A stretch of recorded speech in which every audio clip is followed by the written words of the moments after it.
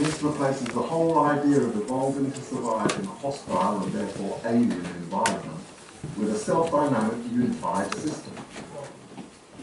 As Berkeley astrophysicist and futures consultant to 20 governments, Eric Judge put it, it is not adaptation to a given environment that signals a unified overall evolution, but the co-evolution of system and environment at all levels, the co-evolution of micro and macrocosmos. Such an overall evolution is indeterminate, self-consistent, and creative.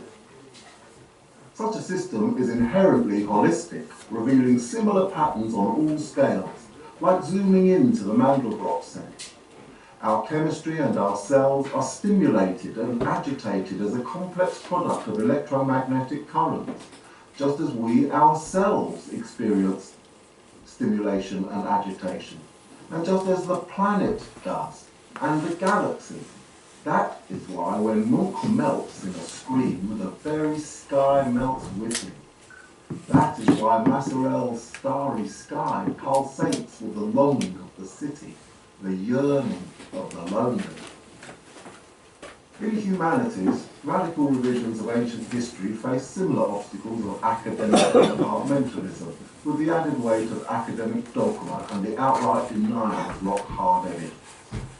Yet they offer much to our understanding of mythic representations of world-changing events, including those caused by cosmic electrical phenomena, such as those pointed to by Emanuel Velikovsky and David Talbot.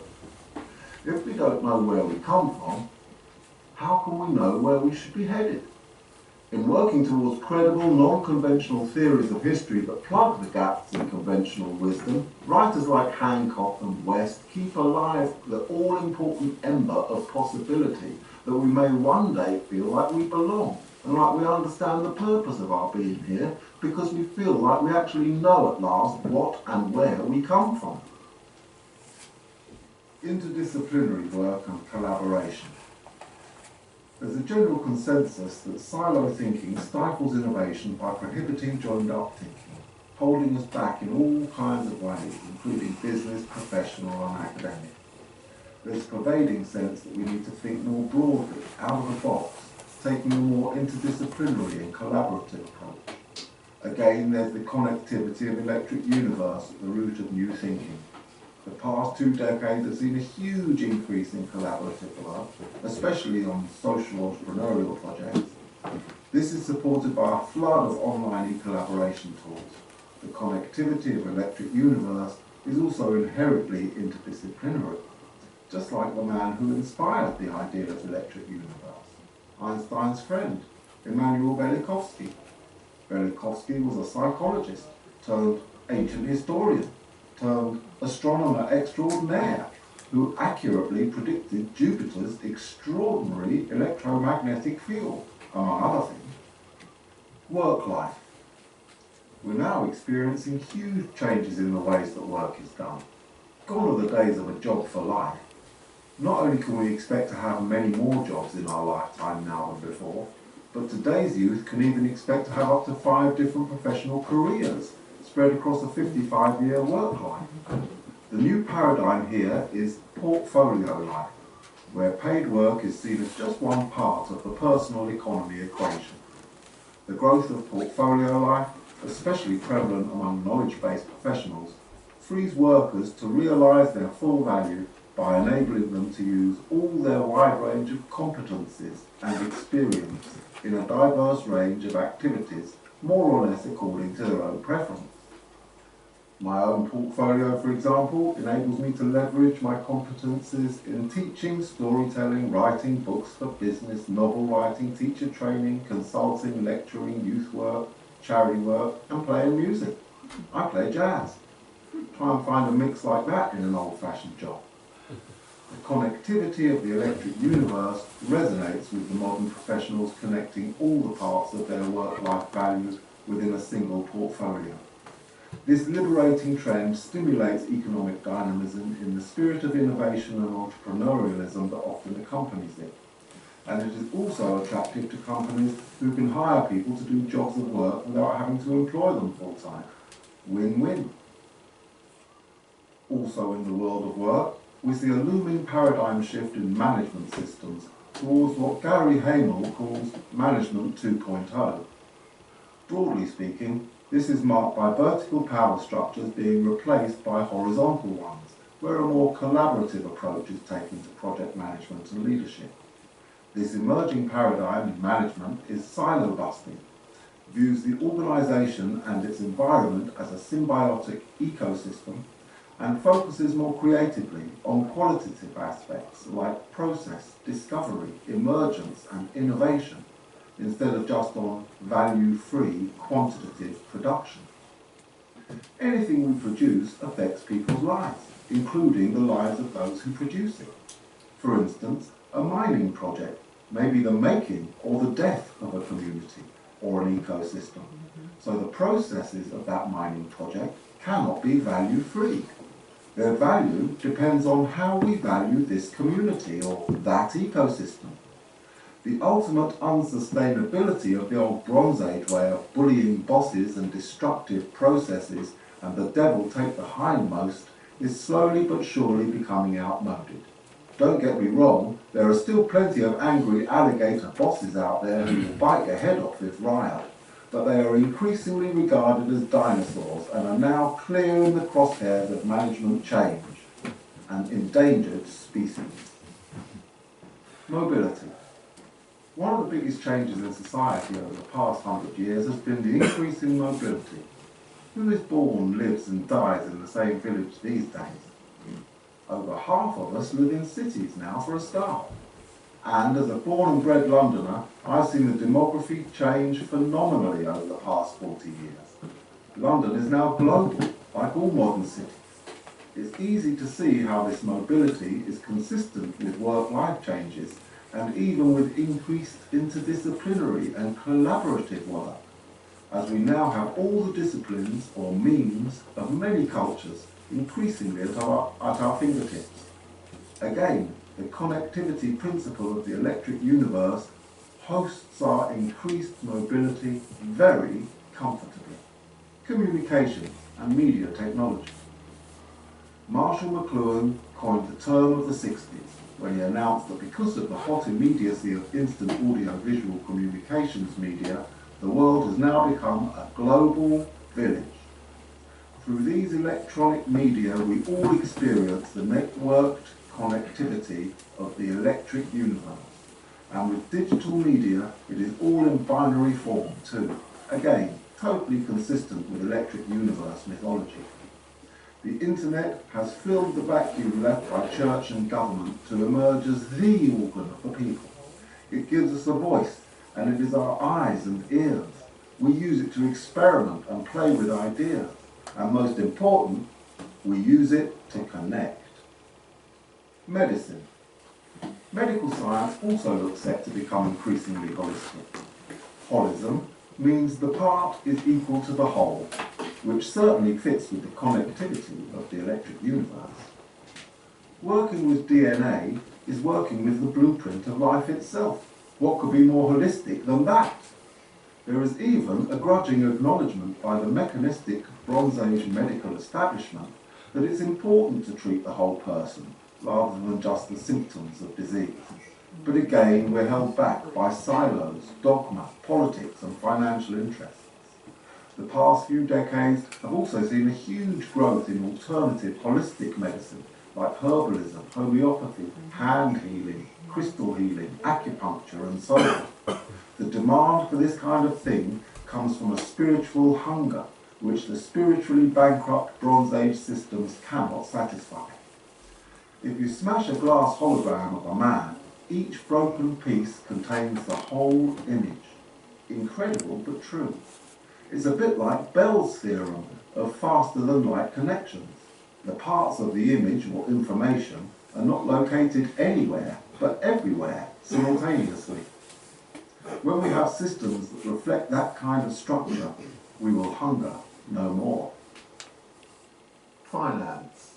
The corrupted basis of financial trading stem directly from the inadequacy of Bronze Age means to handle the complexity of the global economy.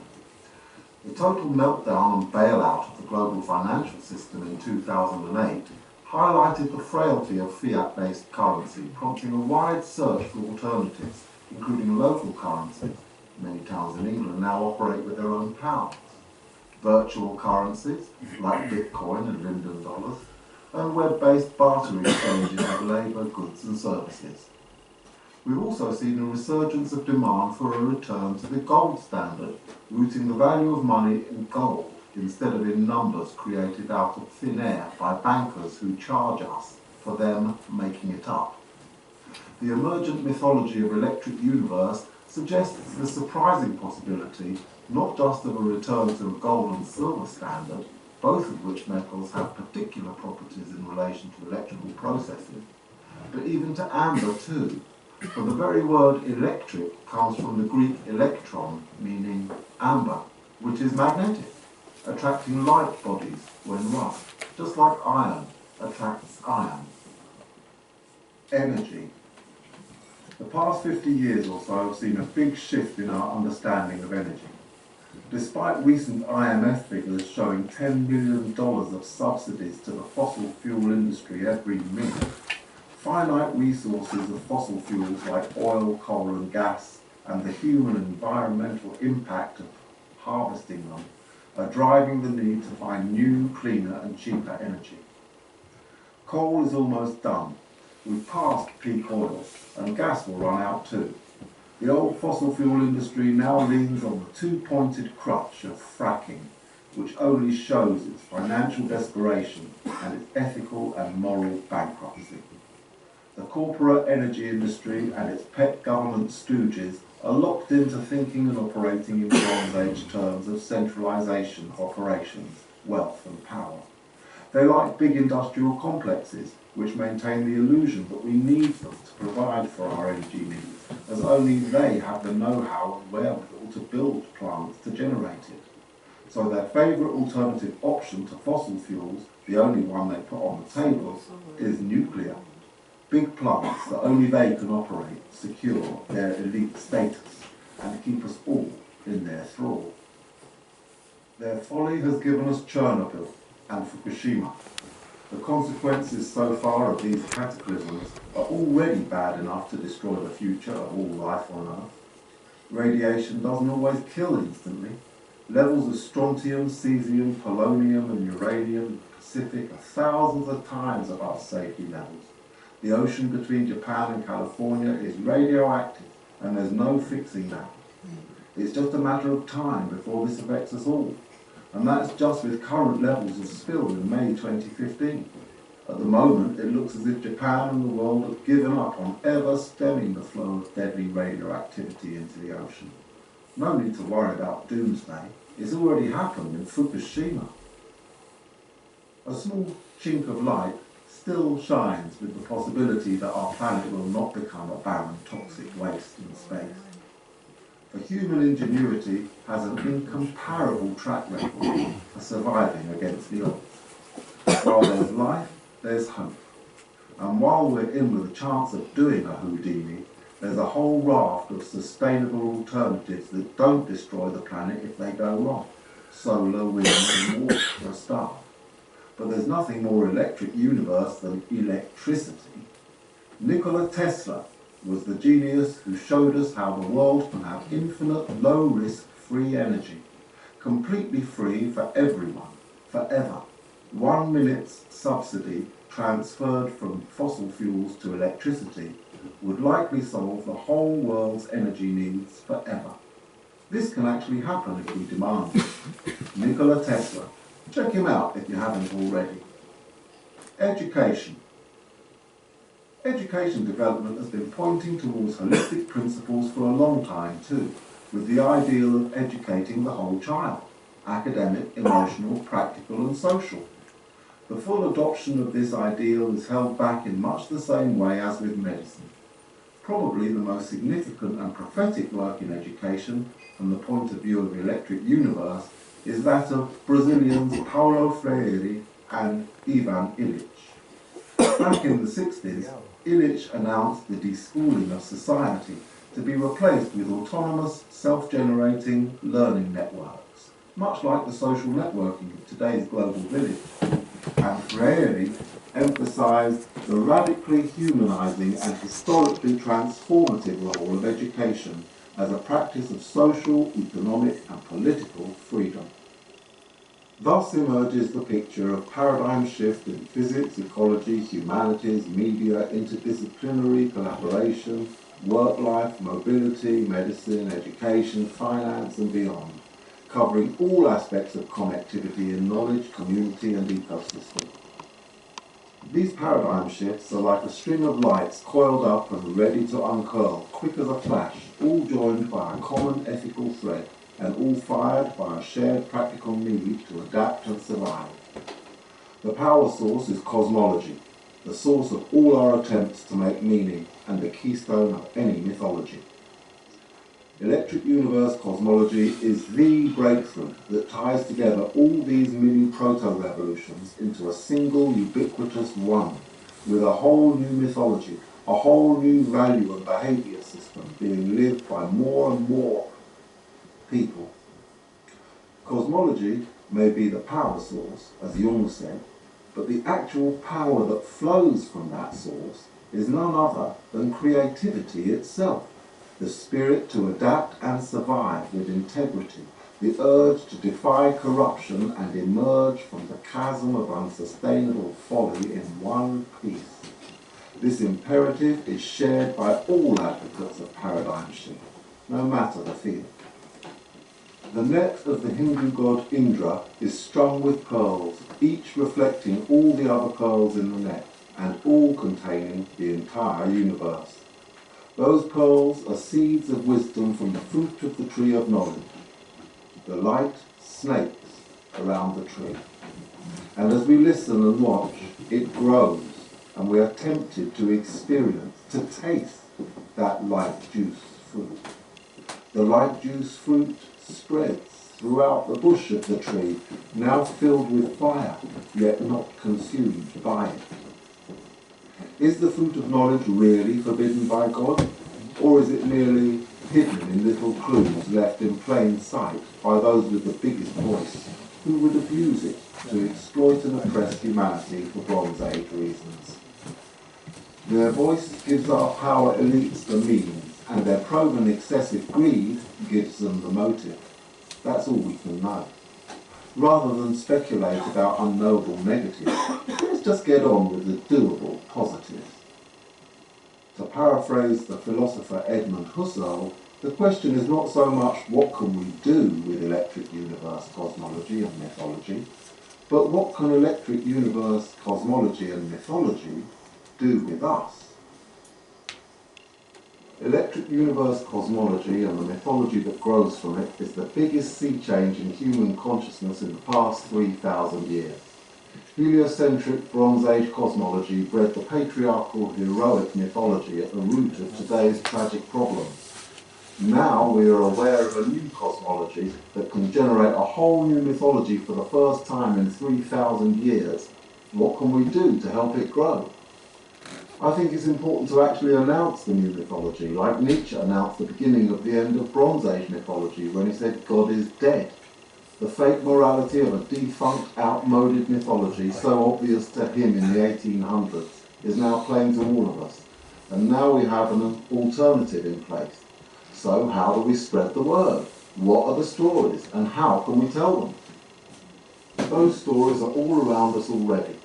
They are the stories of the past 100 years or so, the stories of unified connectivity seen in the Mandelbrot set, in Facebook and the growth of internet connection, in the growth of holism in art, architecture, medicine, physics, in our mapping of the human genome, in cross-curricular education and the educational praxis of Paulo Freire, in psychoanalytic theory, in world music, in organic husbandry and agriculture, in Twitter and YouTube news feeds of popular social change movements, in philosophical critical theory, in Tesla's free global electric power, in Buckminster Fuller's geodesic domes. These are just a tiny sample of the myriad stories that sit waiting in the wings for the new mythology they are part of to be announced.